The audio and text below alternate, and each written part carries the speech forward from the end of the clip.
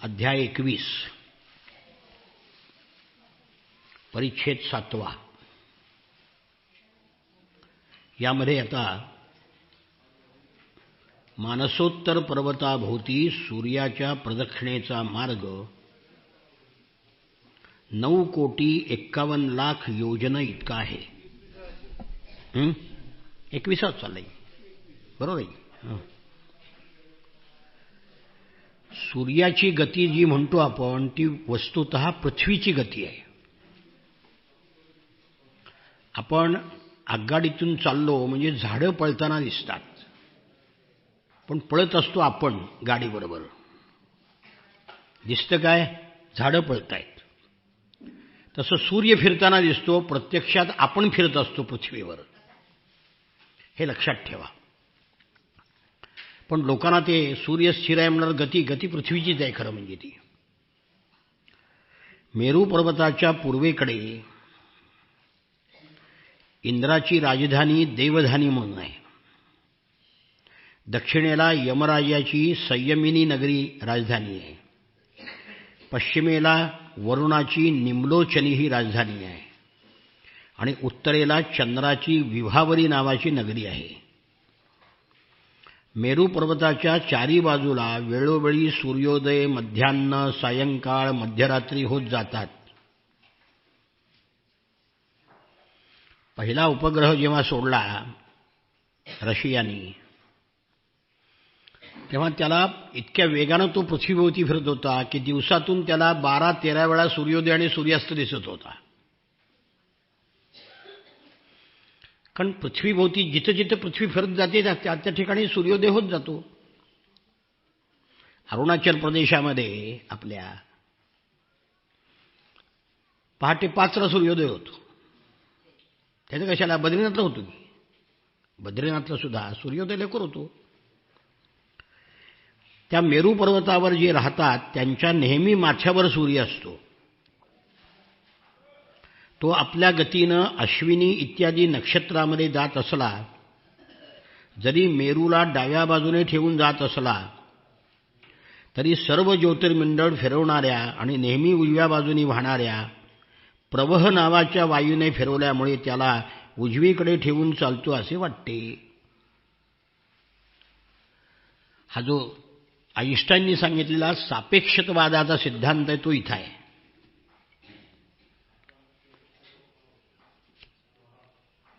ज्या भागामध्ये सूर्याचा उदय होतो त्याच्याबरोबर दुसऱ्या बाजूला त्याचा अस्त होतो. आज तसंच आहे. आता इथं उजाडले ना, अमेरिकेत रात्र आहे, इंग्लंडमध्ये रात्र आहे. इंग्लंडचं वेळापत्रक आपल्यापेक्षा 5 तासांनी मागं आहे आणि अमेरिकेचं 12 तासांनी मागं आहे. जपानचं पुढं आहे कारण तो पूर्वेकडचा देश आहे. येथे तो लोकांना तापून घामेघूम करतो, त्याच्याबरोबर विरुद्ध बाजूला मध्यरात्र असल्यामुळे तो लोकांना झोपवतो. मध्यान्हाच्या वेळी तो स्पष्ट दिसतो, विरुद्ध दिशेला गेल्यावर दिसत नाही. सूर्य जेव्हा इंद्रपुरीकडून यमराजपुरीकडे जातो तेव्हा 15 घटकामध्ये तो 2.25 कोटी आणि 12.5 लाख योजनापेक्षा थोडे अधिक चालतो. याच क्रमाने तो वरुण चंद्र या पुरीना ओलांडून पुन्हा इंद्रपुरीमध्ये पोचतो. त्याचप्रमाणे चंद्र इत्यादी अन्य ग्रह सुद्धा ज्योतिषचक्रातील अन्य नक्षत्रासह उदय आणि अस्त पावतात. भगवान सूर्याचा वेदमय रथ आहे. हे रूपक आहे. प्रत्यक्षामध्ये रथ वगैरे काही नाही, सूर्यच आहे, त्याची गती आहे, पण हा कळण्याकरता रूपक आहे. हा रथ एका मुहूर्तात 34,08,000 योजन या हिशोबाने या 4 पुरीमध्ये फिरत राहतो. त्याला संवत्सर नावाचं चक्र आहे. त्याला महिन्याच्या 12 आरा आहेत. ऋतूची 6 चाकाचे घेर आहेत. 4 महिने रूपी म्हणजे 3 चातुर्मास, 3 चौक 12, 3 गड्डे आहेत. रथाच्या धुरीचे एक टोक मेरू पर्वताच्या शिखरावर आहे आणि दुसरे मानसोत्तर पर्वतावर. याला लावलेले चक्र घाण्याच्या चक्राप्रमाणे फिरत राहून मानसोत्तर पर्वतावर फेऱ्या घालते. याची जी तो रथाचा मूळ भाग ज्याला जोडलेला आहे अशी आणखी एक धुरी आहे. ती त्याची लांबी मूळ धुरीच्या 1/4 आहे. त्याचा वरचा भाग तेलाच्या घाण्याच्या धुरीप्रमाणे ध्रुवलोकाला जागलेला आहे. रथातील बैठक 36 लाख योजने लांब आणि 9 लाख योजने रुंद आहे. त्याचे जूसुद्धा 36 लाख योजने लांब आहे. अरुण नावाचा सारथी आहे. त्याला गायत्री वगैरे छंदाची नावे असलेले 7 घोडे जुंपलेले आहेत. तेच रथावर बसलेल्या भगवान सूर्याला घेऊन जातात. सूर्याच्या पुढे त्याच्याकडेच तोंड करून बसलेला अरुण नावाचा सारथी आहे आणि सूर्याच्या रथाच्या समोर अंगठ्या एवढे वालखिल्य ऋषी 60,000 स्वस्ती वाचन करतात, स्तुती करतात. याच्याशिवाय गंधर्व, अप्सरा, नाग, यक्ष, राक्षस, देव हे सगळे मिळून 14 आहेत. प्रत्येक महिन्यामध्ये नवीन नवीन नावं धारण करतात. भगवान सूर्याची सगळेजण उपासना करतात. अशा प्रकारे सूर्य भूमंडळाच्या 9,51,00,000 योजने लांब विस्तारातील प्रत्येक क्षणात 2,000 योजन पार करतो. म्हणजे ही जी पृथ्वीची गती आहे ती किती आहे हे रूपकाने या ठिकाणी सांगितलेलं आहे. थोडक्यात विश्व हे गतिमान आहे हा जो सिद्धांत आत्ता कळला आहे 21व्या शतकामध्ये लोकांना. जग गतिमान आहे इतकं नाही.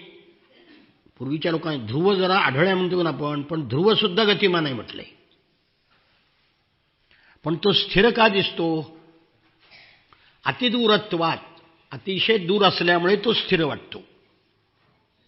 या सगळ्याचं एका वाक्यामध्ये सार विश्व गतिमान आहे संपलं. कळलं का? त्यानंतर परीक्षितीने विचारलं, भगवान सूर्य राशीकडे जात असताना मेरू पर्वत आणि ध्रुवाला उजवीकडे ठेवून जातो असं वाटतं, तरी खरे पाहता त्याची गती उजवीकडे असत नाही हे आम्ही कसे जाणावे? म्हणजे जे दिसतं त्याच्या उलट आहे. शुकाचार्याने उदाहरण दिले. कुंभाराच्या फिरत असलेल्या चाकावर त्याच्याबरोबर फिरणारी मुंगी वगैरे कीटक यांची गती त्यांच्यापेक्षा वेगळी असते. कारण वेगवेगळ्या वेळी चक्राच्या निरनिराळ्या जागी दिसते. चक्र फिरत असताना मुंगी पूर्वेकडे असेल तर पश्चिमेकडे तिला पश्चिमेकडे दिसणार, पश्चिमेकडे असल्यावर इकडे दिसणार. एकाच ठिकाणी त्याला कधी दिसत नाही ना. ज्या दिशेला ती जाईल त्या दिशेला दिसणार ना. गती असल्यामुळं पण ती आपण स्थिर असं वाटतं. आता विश्वाची गती आपल्याला जाणवते का? आणि जाणवलं तर डॉक्टरकडे जावं लागतं. ब्लड प्रेशर वाढलंय तेव्हा याला फिरायला लागलंय म्हणले. जग फिरतंय याचा अनुभव आहे का? आणि आला तर दवाखान्यात जावं लागतं. बीपी वाढलंय का, डोकं फिरायला लागलंय का, गरगरायला लागलंय का, तर फिरलेलं दिसतं. वेद आणि विद्वान लोक सुद्धा ज्यांची गती जाणण्याकरता उत्सुक असतात, तो काळ जो आहे तो 12 महिन्यामध्ये विभागून 6 ऋतूमध्ये आपले गुण प्रकट करतो. आणि आदिपुरुषाची श्रद्धापूर्वक आराधना करून हे परमपद प्राप्त करता येतं. म्हणजे विश्वाचं सत्य जाणता येतं. भगवान सूर्य सर्व लोकांचा आत्मा आहे. तो पृथ्वी आणि दिवलगाच्या मध्यस्थानी आहे. आकाशमंडळामध्ये कालचक्रामध्ये राहून 12 महिन्याचा उपभोग घेतो. हे रूपक आहे. महिने संवत्सराचे अवयव आहेत आणि मेष इत्यादी राशीच्या नावाने ते अवयव प्रसिद्ध आहेत. प्रत्येक महिना चांद्रमानाने शुक्ल आणि कृष्णाच्या 2 पंधरवड्याचा, पितृमानाने 1 रात्र आणि 1 दिवस आणि सौरमानाने 2.25 नक्षत्राचा सांगितला जातो. एवढ्या काळामध्ये सूर्य या संवत्सराचा 1/6 विभाग उपभोगतो. त्याला ऋतू असं म्हणतात. 1/6 म्हणजे किती? 2 महिने. 12 महिन्यापैकी 1/6 म्हणजे प्रत्येक ऋतू 2 महिन्याचा. आकाशामध्ये सूर्याचा जेवढा मार्ग आहे त्याच्या निम्मा वेळात जो त्याला पार करतो त्याला आयन म्हणतात. आयन 2 आहेत, दक्षिणायन आणि उत्तरायण, 6 महिन्याची. जितक्या वेळात तो आपल्या मंद, तीव्र आणि समान गतीनं स्वर्ग आणि पृथ्वीमंडलासह संपूर्ण आकाशाला प्रदक्षिणा घालतो त्याला वत्सर म्हणजे वर्ष म्हणतात. त्याच्या गतीप्रमाणे आपल्याला एकच माहिती आहे, संवत्सर. पण संवत्सर, परिवत्सर, इडावत्सर, अनुवत्सर आणि वत्सर असे 5 भाग आहेत त्याचे. म्हणजे संवत्सराला 5 नावं आहेत. त्या वर्षाच्या गतीप्रमाणे वेगळं नाव दिलेलं आहे. कळलं का? इंग्रजीमध्ये इयर म्हणलं दुसरा शब्द आहे का सांगा बरं? दुसरा शब्दच नाही इंग्रजीत. आपल्याकडे वर्षाला शेकडो शब्द आहेत तिथे, इथेच 6 आहेत. सूर्याच्या किरणापासून 1,00,000 योजन वर चंद्र आहे. त्याची चाल वेगाची आहे म्हणून तो नक्षत्राच्या पुढे असतो. तो सूर्याचा 1 वर्षाचा मार्ग 1 महिन्यातून, 1 महिन्याचा मार्ग 2.25 दिवसामध्ये आणि 15 मार्ग 1 दिवसात चालून जातो. ही चंद्राची गती. कृष्ण पक्षामध्ये तो क्षीण होत जातो, शुक्ल पक्षामध्ये तो वाढत जातो. 30 मुहूर्तामध्ये 1 नक्षत्र पार करतो. तो सर्व जीवांचा प्राण आणि जीवन आहे. चंद्रकिरण नसतील तर वनस्पतीमध्ये रस निर्माण होत नाही. सूर्यकिरणाचा जेवढा प्रभाव आहे तेवढा चंद्रकिरणाचाही आहे. 16 कलांनी तो युक्त आहे. तो सर्वांचं पोषण करतो म्हणून त्याला सर्वमय म्हणतात. चंद्राच्या वर 3,00,000 योजन अभिजितासह 28 नक्षत्र आहेत. ते सुद्धा कालचक्रामध्ये गुंफलेले आहेत. त्याच्यावर 2,00,000 योजन शुक्र आहे. पुढे एकेका ग्रहाची गती सांगितलेली आहे. शुक्राच्या गतीप्रमाणे बुधाची गती आहे. चंद्रापासून चंद्राचाच पुत्र शुक्र 2,00,000 योजने वर आहे. तो मंगलकारक आहे. तो मोठ्या प्रमाणावर वादळ, पाऊस, दुष्काळाच्या भीतीची सूचना देतो. शुक्राच्या वर 2,00,000 योजन मंगळ आहे. तो वक्रगतीने चालला नाही तर एकेका राशीमध्ये 3 दिन 15 राहतो. तो अमंगलाचा सूचक आहे. त्याच्याही वर 2,00,000 योजन अंतरावर भगवान बृहस्पती म्हणजे गुरु आहे. तो एकेका राशीमध्ये 1 वर्ष राहतो. हा ब्राह्मण वर्णाला अनुकूल आहे. बृहस्पतीच्या वर 2,00,000 योजन शनी आहे. तो 30 महिने एका राशीमध्ये राहतो म्हणून त्याला सर्व राशी पार करण्याला 30 वर्ष लागतात. तो सर्वांना पीडादायक आहे. त्याच्यावर 11,00,000 योजने अंतरावर कश्यप वगैरे सप्तर्षी आहेत. हे सर्व लोकांसाठी मंगल कामना करतात आणि ध्रुवलोकाची प्रदक्षिणा करतात. सप्तर्षीच्या वर 13,00,000 योजन ध्रुवलोक आहेत. तो उत्तानपाद राजाचा पुत्र, त्याचं नाव दिलेलं आहे. तो तिथे राहतो. त्याचा प्रभाव 4थ्या स्कंदामध्ये ध्रुवचरित्र सांगितलेलं आहे. अशा प्रकारे हे सगळं ग्रह, नक्षत्र, ज्योतिर्गण हे नेहमी फिरवले जातात. पण त्यांना आधार म्हणजे ध्रुवलोकाचीच भगवंतांनी नियुक्ती केली आहे. तो तिथेच राहून प्रकाशित आहे. त्यानंतर खांबाच्या बाजूला गोलाकार जसे बैल फिरतात तसं सगळी नक्षत्र आणि ग्रह आत बाहेर असे कालचक्रामध्ये गोवलेले आहेत. ग्रह, तारे, नक्षत्र प्रकृती पुरुषाच्या संयोगामुळे फिरत राहतात, खाली पडत नाहीत. म्हणजे त्यामध्ये ते गुरुत्वाकर्षणासारखं आकर्षण आहे ना. आता पृथ्वी अंतराळात आहे, पडते का खाली? कारण आकर्षण आहे. या ज्योतिषचक्राचे शिशुमार नावाच्या जलचर प्राण्याच्या रूपामध्ये वर्णन केलं आहे. हे आकाशातले सगळे ग्रह आणि तारे आहेत ना, याचं रूपक केलं. याला म्हटलंय शिशुमार भगवान म्हटले त्याला. त्याचं शरीर गोलाकार आहे. ब्रह्मांड गोलाकार, आपण ब्रह्मांड गोलच म्हणतो, आपण गोलाकारच आहे तो. तोंड खालच्या बाजूला आहे. शेपटाच्या टोकावर ध्रुव आहे. मध्यभागी प्रजापती, अग्नी, इंद्र, धर्म आहेत. शेपटाच्या मुळाशी धाता विधाता आहेत. कटिप्रदेशामध्ये सप्तर्षी आहेत. उजव्या बाजूने त्यांनी शरीराचे वेटोळे केले आहे. अभिजित नक्षत्रापासून पुनर्वसूपर्यंत उत्तरायणाची जी 14 नक्षत्र आहेत ती हिच्या उजव्या बाजूला आहेत. पुष्य नक्षत्रापासून उत्तराषाढापर्यंत दक्षिणायनाची जी 14 नक्षत्र आहेत ती डाव्या बाजूला आहेत. आणि हा शिशुमार गोलाकार आहे. दोन्ही बाजूला अवयवांची संख्या सारखीच आहे. इथे नक्षत्र संख्या सुद्धा समान आहे. त्याच्या पाठीमागच्या भागामध्ये अजवीथी, मूळ, पूर्वाषाढा, उत्तराषाढा या 3 नक्षत्रांचा समूह आहे. आणि पोटाच्या भागामध्ये आकाशगंगा आहे. उजव्या डाव्या बाजूला पुनर्वसू आणि पुष्य नक्षत्र आहेत.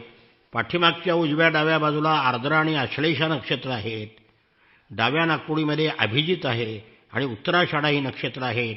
उजव्या आणि डाव्या डोळ्यामध्ये श्रवण, पूर्वाषाढा आहेत. उजव्या आणि डाव्या कानामध्ये घनिष्ठ आणि मूळ नक्षत्र आहेत. मघा आणि दक्षिणा यांतील 8 नक्षत्र डाव्या बरगडीमध्ये आहेत. उलट्या क्रमाने मृगशीर्ष इत्यादी उत्तरायणाची 8 नक्षत्र उजव्या बरगडीत आहेत.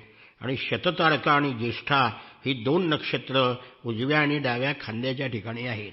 म्हणजे सबंध आकाशगोल जो आहे तो एक पुरुष आहे अशी कल्पना केली. त्या पुरुषाचं नाव काय? शिशुमार. आणि त्याच्या देहावर कोणकोणती नक्षत्र कुठं कुठं आहेत याचं दिग्दर्शन यामध्ये केलेलं आहे. याच्या वरच्या हनवटीमध्ये अगस्त्य आहे. खालच्या हनवटीमध्ये यम आहे. तोंडामध्ये मंगळ आहे. लिंग प्रदेशामध्ये शनी आहे. वशिंडामध्ये बृहस्पती आहे. छातीत सूर्य आहे. हृदयात नारायण, मनात चंद्र, नाभीमध्ये शुक्र, स्तनामध्ये अश्विनी कुमार प्राण आणि अपानात बुध, गळ्यात राहू, सर्व शरीरामध्ये केतू आणि रोमरोमामध्ये तारांगण आहे. असं हे आकाशाचं वर्णन आहे. सगळे तारे, ग्रह, नक्षत्र त्याचं रूपक आहे. हे भगवान विष्णूचे सर्व देवमय स्वरूप आहे.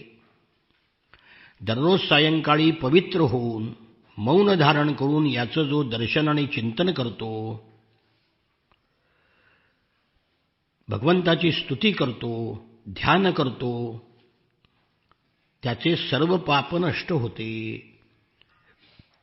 अशा प्रकारे सर्व आकाश म्हणजे एक शिशुमार नावाचा पुरुष आहे आणि त्याच्या देहावर कोणकोणती नक्षत्र कुठं कुठं आहेत याचं हे रूपक आहे. आता राहू, परीक्षित राजा, काही लोकांचं म्हणणं आहे की राहू सूर्यापासून 10,000 योजन दूर खालच्या बाजूला आहे. नक्षत्राप्रमाणे फिरत आहे. भगवंताच्या कृपेनं त्याने देवत्व आणि ग्रहत्व प्राप्त केले आहे. हा सिंहिकेचा मुलगा आहे. असुर आहे. कोणत्याही प्रकारे पदाला योग्य नव्हता. सूर्याचा हा जो अत्यंत तप्त गोल आहे त्याचा विस्तार 10,000 योजन सांगितला आहे. चंद्रमंडळाचा विस्तार 12,000 योजन आहे. आता हे आजच्या शास्त्राप्रमाणे बरोबर नाही आहे. चंद्र लहान आहे आणि सूर्य मोठा आहे. पण त्यावेळी काही साधनं नव्हती. नुसत्या कल्पनेने 2 डोळ्याने बघून केलेलं वर्णन आहे हे. डोळ्याची शक्ती कुठपर्यंत जाणार जाऊन 2 माणसाची. हा राहुगण जो आहे तो 13,000 योजन आहे. अमृतपानाच्या वेळेला तो सूर्य आणि चंद्र यांच्या मध्यभागी येऊन बसला. चंद्राला हे लक्षात आलं आणि त्याने गुपित फोडलं म्हणून भगवंतानी त्याचं मुंडकं उडवलं. म्हणून तो सूर्य आणि चंद्र यांना गिळत असतो आणि त्यामध्ये ग्रहण होतं. सूर्य आणि चंद्र यांच्या रक्षणाकरता भगवंतानी आपलं सुदर्शन चक्र ठेवलं आहे. ते नेहमी फिरत असतं. राहूच्या 10,000 योजन खालीला सिद्ध, चारण, विद्याधर यांची स्थानं आहेत. खालच्या बाजूला जिथपर्यंत वायूची गती आहे, ढग दिसतात, तो अंतरिक्ष लोक आहे. यक्ष, राक्षस, पिशाच, प्रेत, भूत यांचं विहार करण्याचं स्थान आहे. त्याच्या खाली 100 योजना अंतरावर ही पृथ्वी आहे. हंस, गिधाडे, ससाणे, गरुड जिथपर्यंत उडत जातात तिथपर्यंत पृथ्वीची सीमा आहे. आजच्या विज्ञानाप्रमाणे जिथपर्यंत गुरुत्वाकर्षण आहे तिथपर्यंत पृथ्वीची सीमा आहे. गुरुत्वाकर्षण संपलं की माणसाचं वजन नाहीसं होतं, मनुष्य अधांतरी जायला लागतो. त्याचा अनुभव आपण अंतरिक्षात जी उपग्रह जातात त्या ह्यानी सिद्ध झालेला आहे. पृथ्वीचा विस्तार आणि स्थिती याचं वर्णन झालं. आता पृथ्वीच्या खाली 7 पाताळ आहेत. अतल, वितल, सुतल, तलातल, महातल, रसातल, पाताळ अशी 7 आहेत. ही एकाखाली एक अशी 10,000 योजना अंतरावर आहेत. प्रत्येकाची लांबी तितकीच आहे. भूमीखालचे हे लोक म्हणजे स्वर्गच आहेत. स्वर्गापेक्षा तिथे अधिक विषयभोग, ऐश्वर्य, आनंद, संतान सुख, धनसंपत्ती पृथ्वीपेक्षा जास्त वैभव आहे पाताळामध्ये. तिथे वैभवपूर्ण भवने, उद्याने, क्रीडास्थाने,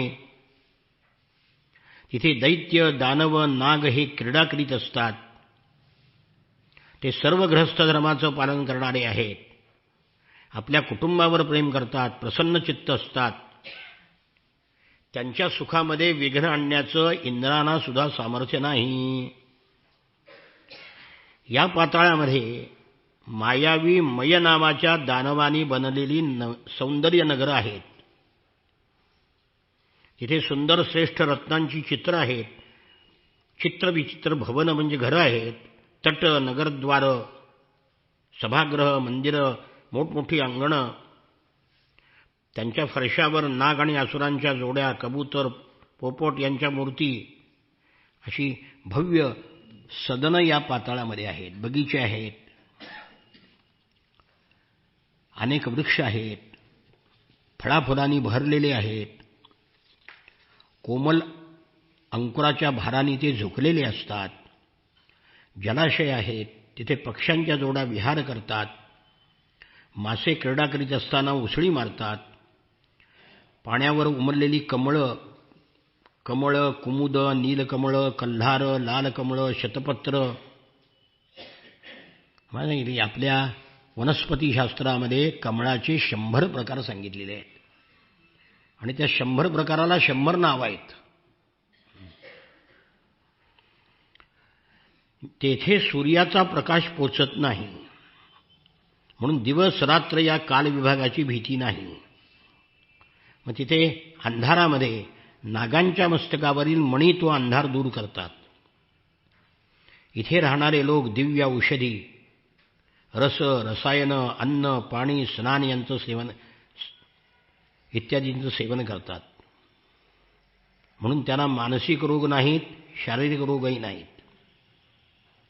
पाताळामध्ये अंगाला सुरकुत्या पडणं, केस पिकणं, वृद्धावस्था येणं, देह निस्तेज होणं, शरीरातून दुर्गंधी येणं, घाम येणं, थकवा येणं, शिथिलता येणं, वयोमानानुसार अवस्था शरीराची बदलणं, हे काहीही नाही.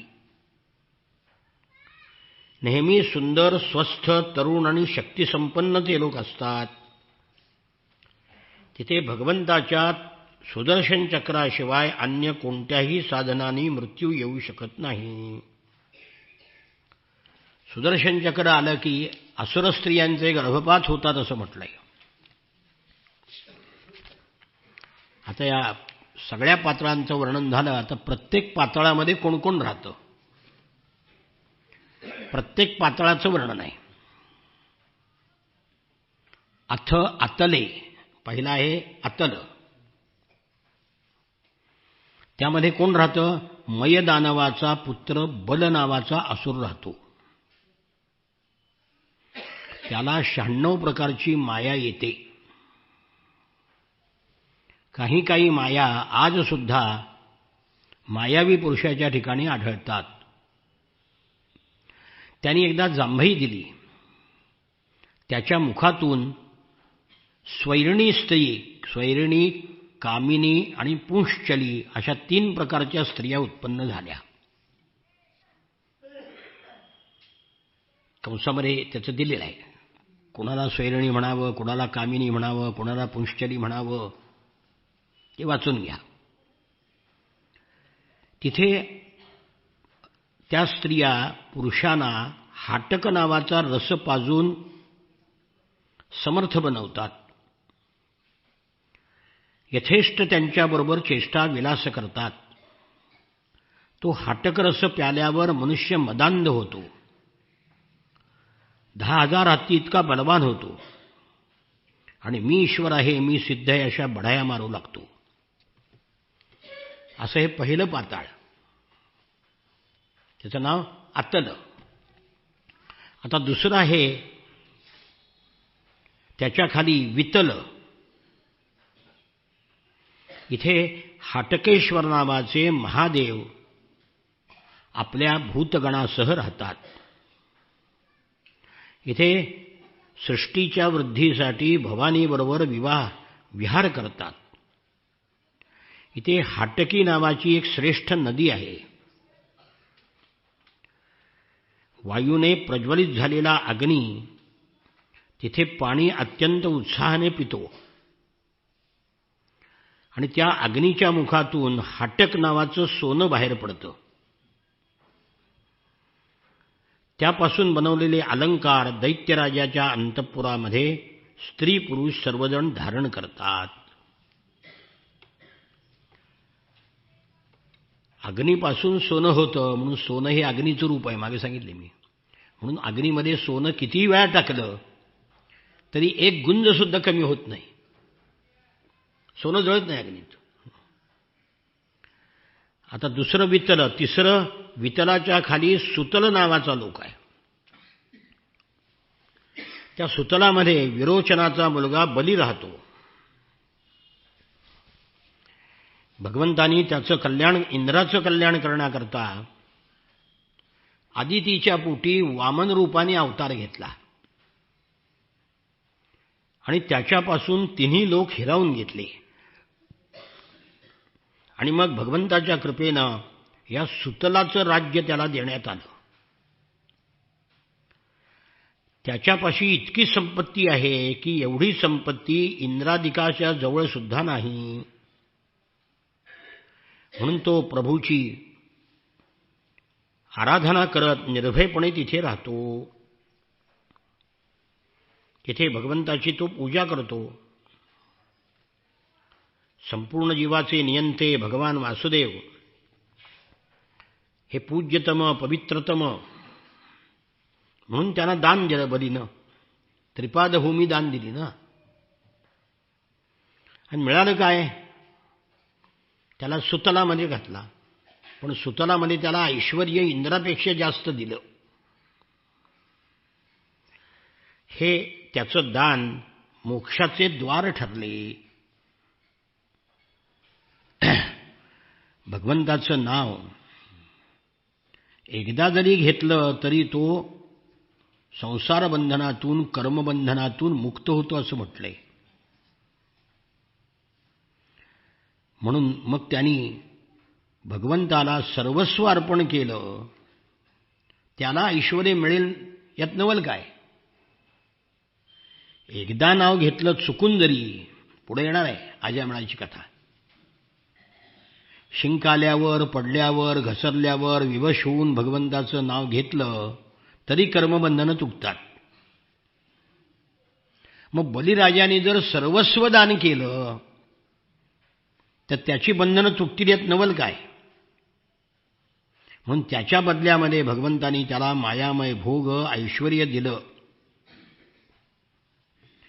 भगवंतानी त्रैलोक्याचं राज्य हिरावून घेतलं खरं आहे. त्याला मायापाशानी, वरुणाच्या पाशानी बांधलं होतं. पण तो म्हणाला होता, देवा मी सर्वस्व तुला अर्पण केलं आणि तुम्हाला बांधलंस. ब्रह्मदेवादिक देव आले आणि तेही म्हणाले की बलिराजाला बांधणं योग्य नाही. म्हणून भगवंतानी त्याला या सुतलाचं राज्य दिलं. पण त्यांनी तुच्छ मानलं. नुसतं नव्हे, भगवान त्या ठिकाणी गदा घेऊन सेवा करत उभा राहिले दारावर त्याच्या सुतलामध्ये. मग लक्ष्मीने बलिराजाकडून ओवाळणे मागितले, रक्षाबंधनाला वर मागितलं आणि त्याला परत घेऊन गेली. असा महानुभाव असलेला त्या ठिकाणी राहतो की ज्याचे पितामह प्रल्हाद आहेत.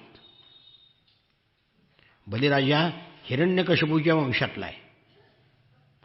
प्रल्हादाचा मुलगा विरोचन आणि विरोचनाचा मुलगा बली. म्हणजे बली हा प्रल्हादाचा नातू आहे. आपल्या भक्ताचा नातू आहे म्हणून बलिराजावर भगवंतानी कृपा केली. लक्षात ठेव. पितामह प्रल्हादानी प्रभूच्या सेवेचाच वर मागितला होता. त्यांनी निष्कंटक राज्य वडिलांचं मागितलं नाही. भगवंताच्यापासून दूर जाण्याची कोणीही इच्छा केली नाही. शुकाचार्य म्हणतात, राजा, त्या बलिराजाचं चरित्र तुला पुढे आम्ही विस्ताराने सांगू. एवढंच सांगतो की भगवान नारायण हातामध्ये गदा ठेवून सुतल लोकामध्ये बलीच्या दारावर पहारा करीत आहेत. हे भाग्य कुणाला तरी लाभलंय का? प्रत्यक्ष परमेश्वर दरवाजावर पहारा करतोय. हे भाग्य बलिराजालाच मिळालं. एकदा रावण तिथे पोचला तेव्हा दारावरच्या भगवंतानी आपल्या पायाच्या अंगठ्यानी त्याला लाखो योजनं दूर फेकून दिलं आणि बळीराजाकडे जाऊ दिलं नाही. असा हा सुतल या पाताळाचा या ठिकाणी वर्णन केलं. सुतलाच्या खाली तलातल आहे. तिथे त्रिपुराधिपती दानवराज मय राहतो. कारण मयाने 3 नगरं निर्माण केली होती ना लढाई करता. ती भगवंतानी जाळून टाकली. त्रैलोक्याचं कल्याण करण्याकरता भगवान शंकराने त्याला 3 नगरं दिली होती. नंतर त्याच्याच कृपेनं त्याला हे स्थान नेलं. भगवंताच्या शंकराच्या कृपेनं तलातलामध्ये तो राहायला लागला. तो मायावी आहे पण शंकराच्या कृपेनं सुरक्षित आहे. म्हणून सुदर्शन चक्राचं भय मय दानवाला नाही. त्याच्या खाली आहे महातल. तिथे कद्रूपासून उत्पन्न झालेले अनेक टोपी असलेले सर्पांचा क्रोधवश नावाचा समुदाय राहतो. विनिता आणि कद्रू, त्यात विनितेचा मुलगा वैनतेय म्हणजे गरुड आणि कद्रूची संतती म्हणजे सगळे सर्प. ते सर्प किती प्रकारचे आहेत? कुहक, तक्षक, कालीय, सुषेण हे मुख्य आहेत. हे गरुडाला घाबरून इथे येऊन राहिलेले आहेत. नेहमी ते गरुडाला घाबरतात पण इथे मात्र ते निर्भय आहेत. त्या महातलाच्या खाली अजून एक पातळ आहे, त्याचं नाव आहे रसातळ. इथे पणी नावाचे दैत्य राहतात. त्याच्यामध्ये राक्षसामध्ये किती प्रकार आहेत? निवात कवच. या निवात कवचाचा पुढे पराभव आणि नाश अर्जुनाने केला. तुवा संग्रामी हरुजिंतीला निवात कवचाचा ठावो फेडिला. ज्ञानोबरायांनी म्हटलंय ना. अर्जुनाची स्तुती करताना भगवानच म्हणतात, अरे निवात कवचाला मारलंस तू. ते इथं होते रसातळामध्ये. निवात कवच, कालेय, हिरण्यपुरवासी असंही त्यांना म्हणतात. हे देवाचे शत्रू आहेत. जन्मताच मोठे बलवान आणि धाडसी आहेत. पण भगवंतापुढे त्यांचा अभिमान नाहीसा झाला असल्यामुळे हे साप सगळे इथे लपून राहतात, नेहमी इंद्राला घाबरतात.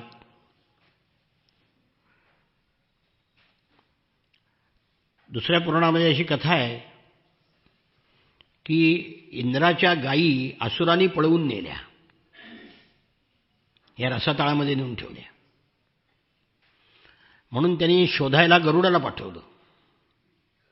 गरुड तिथे गेल्यानंतर या पणी नावाच्या दैत्याने त्याचं स्वागत केलं, आदरातिथ्य केलं, त्याला खायला प्यायला दिलं आणि सांगितलं गायी इथे ते सांगू नकोस. झालं, तपासाला आलेल्या पोलिसाला खाऊ घातलं, जेवण घातलं, पैसे दिले म्हणजे काही करत नाही ती. तसं गरुडाचं झालं. आला आणि भगवंताला सांगितलं गायी नाहीत तिथं. इंद्राला. इंद्र म्हणाला खोटं बोलतोयस तू. म्हणून त्याला शाप दिला, तुझी संतती गिधाडं होतील. मग ती सरमा नावाची कुत्री होती, आता कुत्री प्रामाणिक सगळी, त्याला पाठवलं. तो गेला या ठिकाणी रसातलामध्ये. त्या पणी नावाच्या दैत्याने त्यांना सुद्धा खाऊ घातलं, पिऊ घातलं आणि सांगितलं हे इंद्राला सांगू नको. ते म्हणजे मूर्खानो, मला लाच द्यायचा प्रयत्न करताय का? मी इंद्राला जाऊन सांगणार. म्हणून इंद्राला जाऊन सांगितल्यानंतर इंद्राने युद्ध करून त्या गायी परत आणल्या आणि त्या सर्माला वर दिला की तुझी संतती प्रामाणिक आणि इमानदार होईल. म्हणून कुत्री इमानदार आहेत. त्या सरमेची संतती म्हणजे कुत्री, म्हणून कुत्र्याला सारमेय म्हणतात. संस्कृतमध्ये कुत्र्याचा शब्द काय आहे? सारमेय. आता त्या रसातळाच्या खाली पाताळ आहे. पाताळ शेवटला आहे, लक्षात ठेवा, 7वं. त्यामध्ये पाताळ आणि रसातळ हे 2 शब्द वापरतो आपण मराठीत. फार रसातळाला गेला असं म्हणतो का नाही. पण ते रसातळ म्हणजे 6वं पाताळ आहे आणि पाताळ 7वं आहे. तिथे शंख, कुलिक, महाशंख, श्वेत, धनंजय, धृतराष्ट्र, शंखचूड, कंबल, अश्वतर, देवदत्त असे मोठमोठ्या फणा असलेले नाग राहतात. त्यामध्ये वासुकी प्रमुख आहे. कोणाला 5 फडे आहेत, कोणाला 7 आहेत, कोणाला 10 आहेत, कोणाला 100 आहे, 1000 आहेत. त्याच्यावर चमकणारे मणी आहेत आणि त्या मण्यांच्या प्रकाशाने पाताळ सगळं उजळून जातं, अंधकार नष्ट होतो. असं हे सप्त पाताळाचं वर्णन या ठिकाणी केलेलं आहे. शुकाचार्य म्हणतात पाताळ लोकाच्या खाली 30,000 योजना अंतरावर अनंत नावाची भगवंताची तामसी नित्यकला आहे. हिला संकर्षण असं म्हणतात. त्या अनंत नावाचा जो शेष, शेषाला अनंत म्हणतात, कळलं का?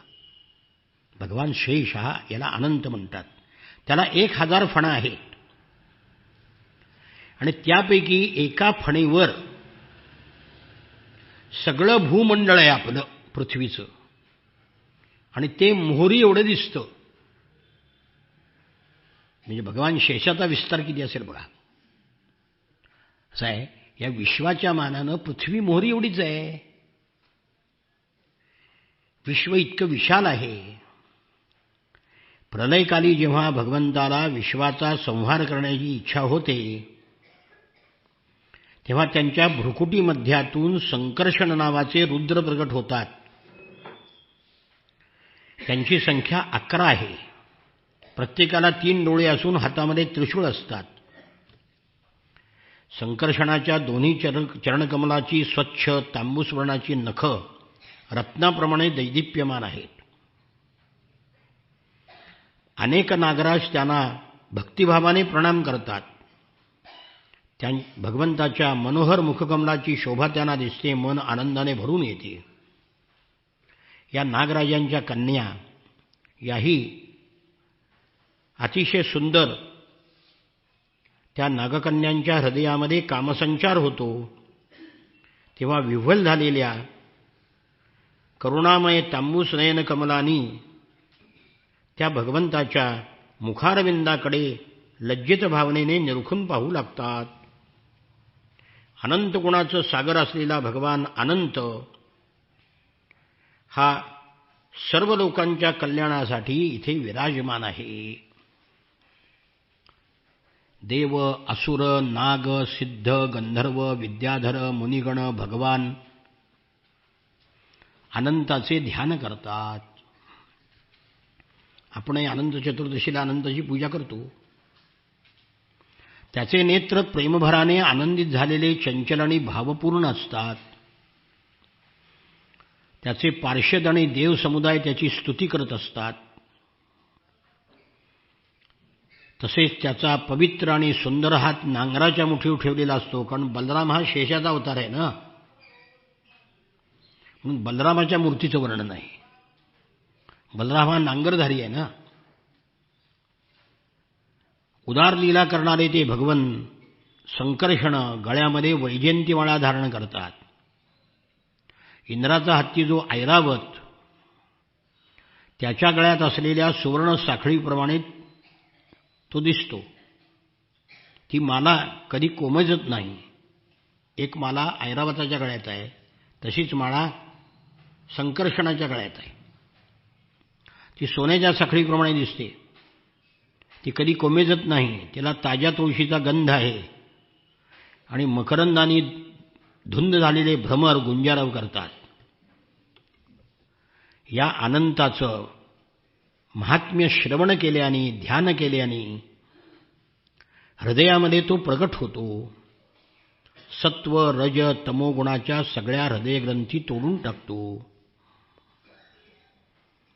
एकदा ब्रह्मदेवाचे पुत्र नारदानी तुंबरू गंधर्वासह त्या अनंताचं वर्णन ब्रह्मदेवाच्या सभेमध्ये गायन केलं होतं. अशा प्रकारे भगवान संकर्षणाचं तत्व या जगामध्ये कोण जाणू शकेल?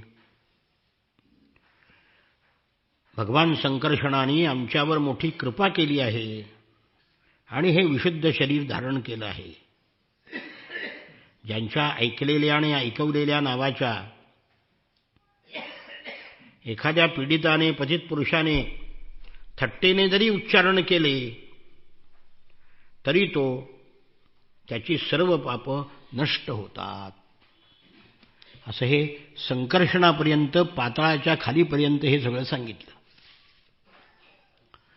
पर्वत, नद्या, समुद्र, प्राणी इत्यादीसह सगळं भूमंडळ भगवंताच्या एका मस्तकावर, हजारो मस्तक असलेल्या भगवंताच्या एका मस्तकावर रजक कणाप्रमाणे ठेवलेले आहे. मी सगळं विश्व भगवंताच्या एका अंशामध्ये आहे. एकांशेन स्थितो जगत. न्यूटनला समुद्राच्या काठी हिंडताना मित्रांनी विचारलं, तुमचं ज्ञान अगाध आहे. वाळूचा कण उचलला. तो म्हणला, या वाळवंटामध्ये जेवढे कण आहे तेवढं ज्ञान आहे, माझं ज्ञान एवढं आहे म्हणा, एका कणा एवढं. तसं पृथ्वी आपल्याला मोठी वाटते. पृथ्वी, सूर्यगण, हजारो सूर्य, त्यांचे ग्रह, उपग्रह, हे सगळं विश्व भगवंताच्या एका अंशामध्ये स्थित आहे. सभूमिं विश्वतो वृत्वा अत्यतिष्ठत् दशांगुलम. पुरुष सूक्तामध्ये वर्णन आहे. आता या गाढवांना केव्हा कळायचं पुरुष सूक्त? ह्यांच्या बापान तरी संस्कृत वाचलंय का कधी? आणि आता मंदिर समिती आपल्या बॅकर माणसांच्या ताब्यात गेली. आता काय होणार आहे कोणाला ठाऊक आहे. पुरुष सूक्तामध्ये विश्वाला व्यापून उरणाऱ्या परमेश्वराचं वर्णन आहे की भूमी, विश्व या सगळ्याला व्यापून अत्यतिष्ठत दशांगुल, त्याच्यावर 10 अंगुळ उरलाय. सर्व लोकांच्या स्थितीसाठी त्याने लीलेनं पृथ्वीला धारण केलं आहे. भगवंतानी रचलेल्या या गती आहेत. दुर्लभ या गती आणि काशी. ही गती बाकीच्याला कळणार नाही म्हणजे. हे मी गुरुमुखातून जसं ऐकलं तसं तुला सांगितलं आहे. राजा, प्रवृत्तीरूप धर्माचा परिणाम म्हणून मनुष्याला ज्या ज्या उच्च नीच गती प्राप्त होतात त्या तुला सगळ्या सांगितल्या, तुझ्या प्रश्नानुसार सांगितल्या. आणखी काय सांगू? मनुष्य ज्या प्रकारचं कर्म करतो त्या प्रकारच्या लोकाला जातो, एका वाक्यात. मग पाताळात जाईल, सप्तपाताळापैकी कोणत्या, स्वर्गात जाईल, 14 भुवनामध्ये जाईल, यक्ष राक्षस गंधर्व या योनीला जाईल, कृमी कीटकाच्या जन्माला जाईल, जनावराच्या जन्माला जाईल. ह्या सगळ्या गती आहे त्या माणसाच्या. 84 लक्ष योनीत जन्माला जाणं ही गतीच आहे. ही गती कशी प्राप्त होते? जसं कर्म तशी गती. या सगळ्या तुला सांगितल्या. आता काय ऐकायचंय बोल. राजा म्हणाला, महर्षे, ज्या उच्च नीच गती प्राप्त होतात त्याच्यामध्ये वेगवेगळेपणा कसा आला? एकाला एक गती प्राप्त होते, दुसऱ्याला दुसरी गती प्राप्त होते, तिसऱ्याला तिसरी गती प्राप्त होते, सगळ्याला सारखी का होत नाही प्राप्त? त्या शुकाचार्य म्हणाले, माणसामध्ये कर्म करणारामध्ये 3 प्रकारचे लोक असतात,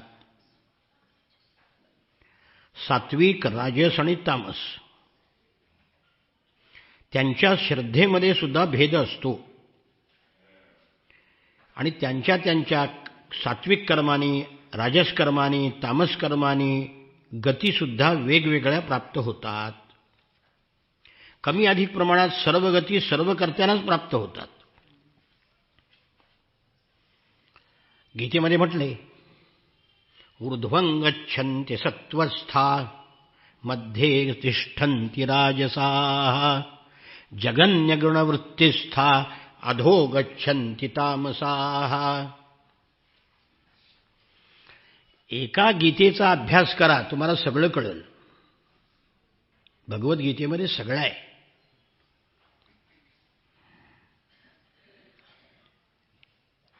निदान पाठ तरी करा गीता. चातुर्मासात होते पाठ. म्हातारे लोकांची होणार नाही, पण 50च्या आत आहेत त्यांची पाठ होईल. मी 3 महिन्यात पाठ केली गीता, 18 अध्याय. इथं होणार नाही, तुरुंगात होतो म्हणून झाली पाठ. तुरुंगात काय, रोज गीता, संपूर्ण गीता रोज वाचत होतो. 18 अध्याय रोज वाचायला 3-4 महिन्यात पाठ होते. पण रोज वाचायला 1.5-2 तास लागतात. तोंडात बसले तर तासात होतं. जर ती पाठ व्यवस्थित झाली तर तासात होती. माझी शेवटी 55 मिनिटात मी गीता म्हणत होतो. आमचे गुरुवर्य गोपाळशास्त्री गोरे तर 45 मिनिटात गीतेचं पारायण करत होते. इतकी त्यांची पाठ होती ती. हे सगळं हे तिथं सांगतोय, हे सगळं गीतेत आहे. कळलं का? निषिद्ध कर्मरूप पाप करणाऱ्यांना त्यांच्या श्रद्धा समान नसल्यामुळे समान फळ मिळत नाही. अनादिविद्येमुळे कामना मनात धरून केलेल्या निषिद्ध कर्माचा परिणाम म्हणून हजारो नारकीय गती आहेत. त्यांचे विस्ताराने वर्णन करू. माणसाचं कर्म सारखं नाही म्हणून गती सारखी नाही. समान गुन्हा म्हणल्यावर समान शिक्षा पाहिजे की नाही? आता नाही आहे तशी. एकाला नुसताच दंड आहे, एकाला जन्मठेप आहे, एकाला 5 वर्ष शिक्षा आहे, क्वचित कुणाला तरी फाशी आहे. अपराधाप्रमाणे शिक्षा पाहिजे, कर्माप्रमाणे गती. म्हणून निषिद्ध कर्म करणारे, पाप करणारे जे लोक आहेत त्यांना त्यांच्या त्यांच्या पापाप्रमाणे नरक निर्माण केलेले आहेत. बघा, त्या परीक्षितीने विचारलं, नरकानाम भगवन किम देश विशेषा अथवा बहिस्ते लोक्या आहोस्विदंतराल इति. आपण ज्यांचे वर्णन करू इच्छिता ते नरक म्हणजे पृथ्वीवरचे काही विशेष देश आहेत का? ते त्रैलोक्याच्या आत आहेत का, बाहेर आहेत का, अंतराळी आहेत? तेव्हा शुकाचार्य म्हणाले, नरक त्रैलोक्याच्या आतच आहेत. दक्षिणेकडे, दक्षिण दिशा अपवित्र का मानतात? नरक दक्षिणेकडे आहेत म्हणून. दक्षिणेकडे पृथ्वीच्या खाली पाण्याच्या वर आहेत. त्याच दिशेला अग्निश्वात्त वगैरे पितृगुण राहतात आणि ते आपल्या वंशजाकरता मंगलकामना करतात. या नरकलोकामध्ये सूर्यपुत्र पितृराज भगवान यम आपल्या सेवकासह राहतात. भगवंताच्या आज्ञेचं उल्लंघन न करता आपल्या दूतांनी तिथे आणलेल्या मृत प्राण्यांना त्यांच्या दुष्कर्मानुसार पापाचं फळ म्हणून दंड देतात. असं आहे ते. न्यायालय तिथंच आहे आणि शिक्षाही तिथंच आहे. खालच्या कोर्टात वरच्या कोर्टात, त्याच्यापासून वरच्या कोर्टात, त्याच्यापासून वरच्या कोर्टात, हा काय न्याय आहे? कोर्टात सांगितलं ना, कोर्टात निकाल मिळतो, न्याय मिळत नाही. पण इथं सगळं कसं आहे? करावे तसे भरावे, इथं भानगड नाही. सृष्टीचा परमेश्वराचा न्याय एका वाक्यात आहे. इंडियन पिनल कोड हजारो कलम आहेत दंडसंहितेमध्ये. इथं आमची दंडसंहिता देवाची काय आहे? करावे तसे भरावे, एका वाक्याची आहे, दुसरा कायदा नाही. तेव्हा यमराज या ठिकाणी पापाचं फळ म्हणून दंड देतात. राजा, काही जण म्हणतात नरकाची संख्या 21 आहे.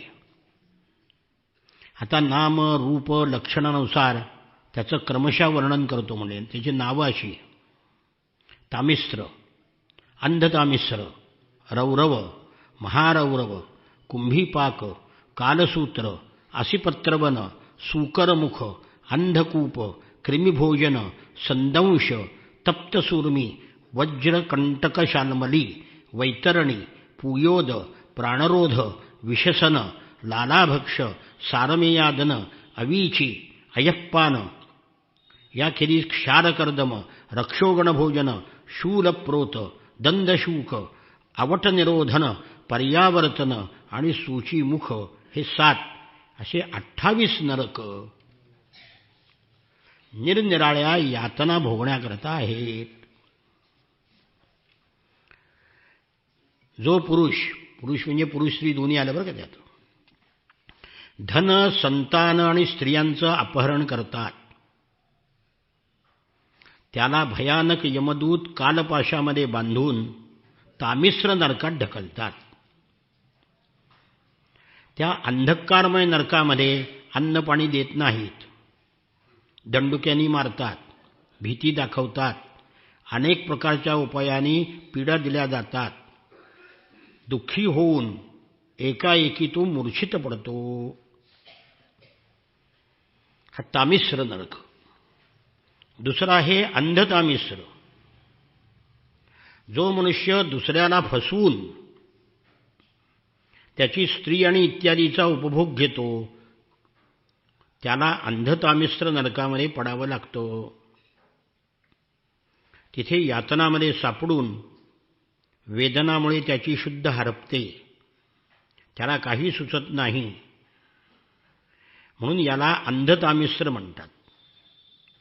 तो अंध होतो यातनेमुळे. या लोकामध्ये नंतर जो पुरुष, आता पुढचं रौरव नरक, तामिस्र, अंधतामिस्र, आता रौरव. जो पुरुष हे शरीर म्हणजे मीच आहे, हे स्त्रीधन माझंच आहे असं समजून दुसऱ्या प्राण्याचा द्वेष करतो आणि केवळ आपल्याच कुटुंबाच्या पोषणामध्ये पालनामध्ये व्यग्र असतो, तो कुटुंबाकरता केलेल्या पापामुळे रौरव नरकात पडतो. त्या रौरव नरकामध्ये जीवांना ज्या प्रकारे कष्ट दिले जातात ती यमयातना हा भयानक असते. हे जे पापी जीव आहेत ते या रौरव नरकामध्ये पडतात. इथे रू नावाचे सापापेक्षा क्रूर स्वभावाचे प्राणी आहेत, ते चावतात, म्हणून रूपासून रौरव झालं. रू रू नावाचे प्राणी आहेत, म्हणून त्याचं नाव रौरव आहे. असाच त्याच्यानंतर महारौरव नावाचा नरक आहे. तो दुसऱ्या कोणाची पर्वा न करता केवळ आपल्या शरीराचं पालन पोषण करतो, तो या नरकात जातो. कच्चे मांस खाणारे रुरू हे प्राणी त्याला फाडून खातात. त्यानंतर जो क्रूर मनुष्य आपलं पोट भरण्याकरता जिवंत पशु किंवा पक्षी यांना शिजवतो, त्याला कुंभीपाक नरकामध्ये नेऊन टाकतात. कुंभीपाक नरकामध्ये तापलेलं तेल असतं, त्याच्यामध्ये ती शिजवतात. जे प्राण्याला शिजवून खातात त्यांच्याकरता निर्माण केलेला, मांसाहारी लोकांकरता निर्माण केलेला हा नरक आहे. त्यानंतर कालसूत्र नावाचा नरक आहे. जो मनुष्य माता पिता ब्राह्मण वेद यांना विरोध करतो, त्यांची निंदा करतो, त्याला यमदूत कालसूत्र नरकामध्ये घेऊन जातात. त्याचा घेर 10,000 योजना आहे. इथे तापलेले तांब्याचे मैदान आहे. ते वरून सूर्याने आणि खालून अग्नीने तापलेले असते. तिथे पोचल्यावर तो पापी जीव तहान भुकेने व्याकुळ होतो. त्याचं शरीर आतून बाहेरून जळू लागतो. त्याला त्या तापलेल्या तांब्यावर टाकला जातो. तो बेचैन होतो, इकडे तिकडे धावतो. त्यांनी शिजवलेल्या आणि मारलेल्या प्राण्याच्या अंगावर जितके रोम म्हणजे केस असतात, तितकी 1000 वर्षे त्याची दुर्गती होत राहते. त्यानंतर असिपत्र वन या नावाचा नरक आहे पुढचा. जो पुरुष कोणत्याही प्रकारची आपत्ती आली नसताना वैदिक मार्ग जोडून देतो, नास्तिक धर्म स्वीकारतो, त्याला यमदूत असिपत्र वन नरकामध्ये नेऊन चाबकाने फोडतात. तो धावायला लागतो. तिथे ताडाच्या झाडाचं वन आहे. त्याची पानं तलवारीप्रमाणे आहेत. असी म्हणजे तलवार, पत्र म्हणजे पानं. ज्या झाडाची पानं तलवारीप्रमाणे आहेत त्याचं वन आहे, त्यातून त्याला पळवतात. दोन्ही बाजूला धार असलेल्या तीक्ष्ण धारेने त्याचे तुकडे तुकडे होऊ लागतात. अत्यंत वेदनेने तो हाय हाय करून मी मेलो मी मेलो म्हणून बेशुद्ध पडतो. पण त्याचा जीव जात नाही, कारण ते यातना भोगायचे असतात ना. आपला धर्म सोडून नास्तिक मार्गाने जाणाराला अशा प्रकारे त्याच्या कुकर्माचं फळ भोगावं लागतं. नरकाचं वर्णन पुष्कळ आहे, ते आज काही पूर्ण होणार नाही. त्याचं उद्या करू आपण.